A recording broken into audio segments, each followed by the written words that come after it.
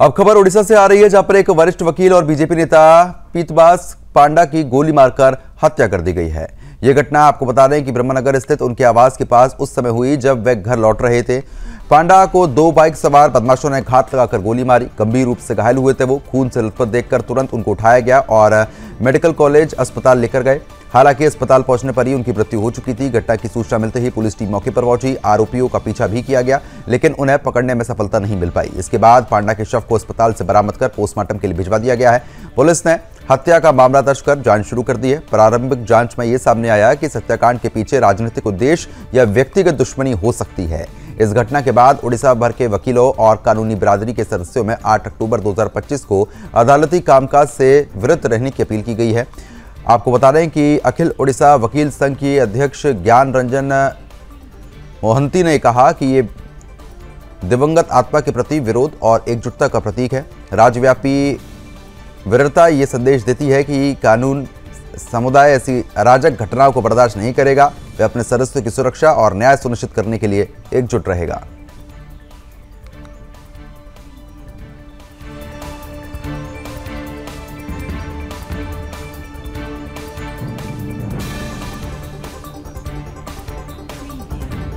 और इसी बीच bureau chief Arun हमारे साथ जुड़ चुके अपडेट देने के लिए। अरुण, जिस तरीके से जानकारी है कि बीजेपी नेता की हत्या यहां पर कर दी गई है और लगातार बदमाश इतने बेखौफ हो चुके हैं कि बड़े पैमाने पर अटैक कर रहे हैं, क्या कुछ पूरा मामला है?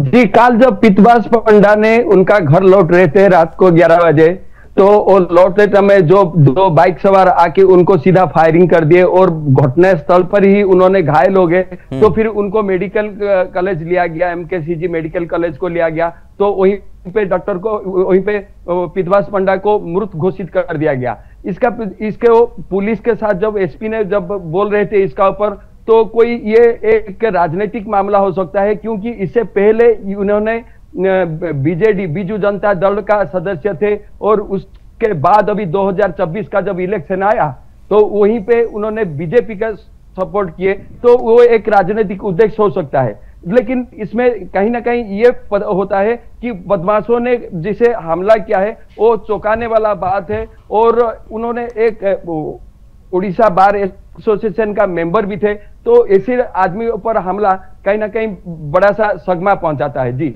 बिल्कुल, क्योंकि देखिए जिस तरीके से बड़े पैमाने पर यहाँ पर अटैक्स हो रहे हैं, पुलिस की आदत भी खाली है, क्या कुछ कहना अधिकारियों का? नहीं, इस बीच पुलिस ने सीसीटीवी फुटेज को सीज कर लिया है।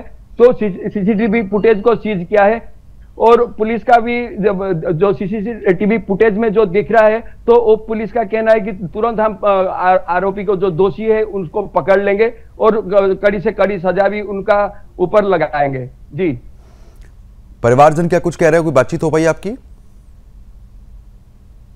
जी, परिवार के लोग क्या कुछ कह रहे हैं, उनके कोई बातचीत हो पाई? नहीं, परिवार का लोग का क्या कहना है, कल तो ये लोग बड़ा दुख में थे और इसी बीच किसी मीडिया से उन्होंने बातचीत नहीं किए थे कल भी। लेकिन अभी जैसे पता चल रहा है कि ये एक तरह सा राजनीतिक हिंसा हो सकता है, हिंसा का रूप ले सकता है और राजनीतिक हिंसा के तौर पर वो लोग देख रहे हैं, क्योंकि उनका कोई ऐसे। बहुत बहुत शुक्रिया तमाम जानकारी हमारे साथ साझा करने के लिए। खबर पर आप नजर बनाए रखिएगा, आगे भी लगातार हम लोग आपसे अपडेट लेते रहेंगे। तो बड़े पैमाने पर अटैक्स हो रहे हैं, लेकिन पुलिस के हाथ अब भी फिलहाल खाली है।